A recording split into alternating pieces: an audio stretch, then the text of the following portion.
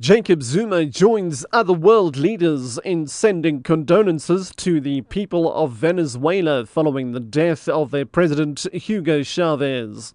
And the price of petrol reaches the 13 Rand a litre mark for the first time. I'm Richard Brooks.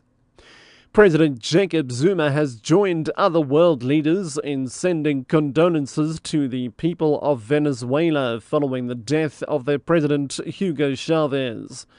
The socialist leader was elected for another term in January this year, but could not lead his country due to ill health. He died in Caracas last night.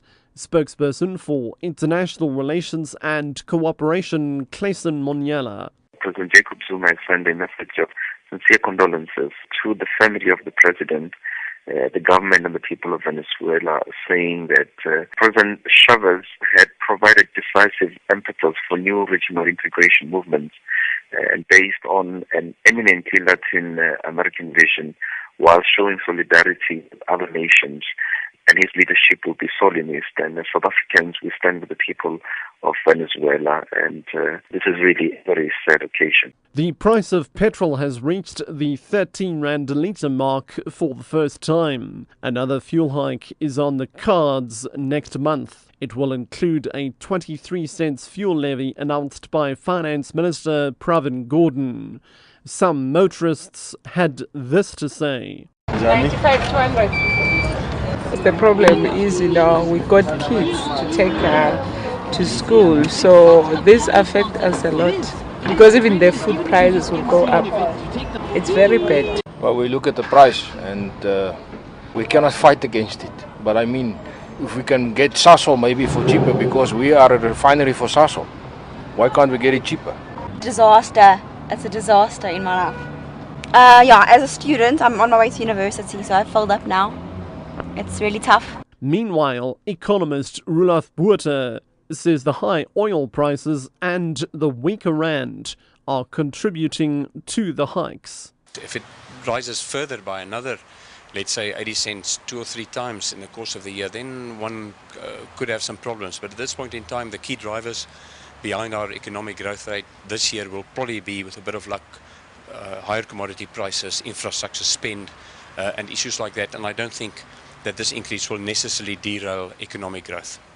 The Hawks have arrested 33 men for allegedly mining illegally at Sibanye gold mine on the West Rand early this morning.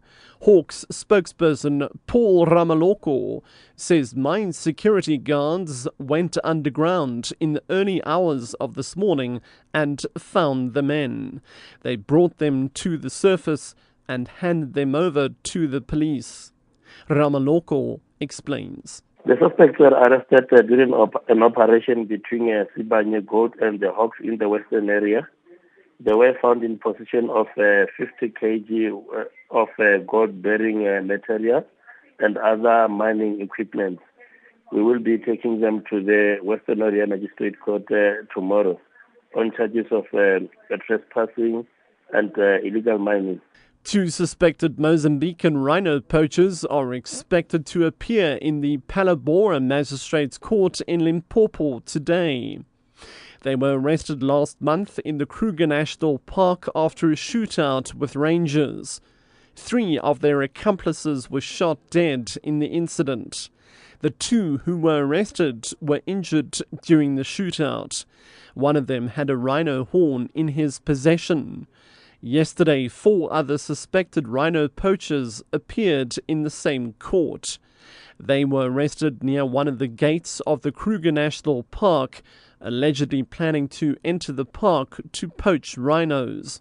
They were carrying a butcher's knife, an axe, a hunting rifle, and ammunition.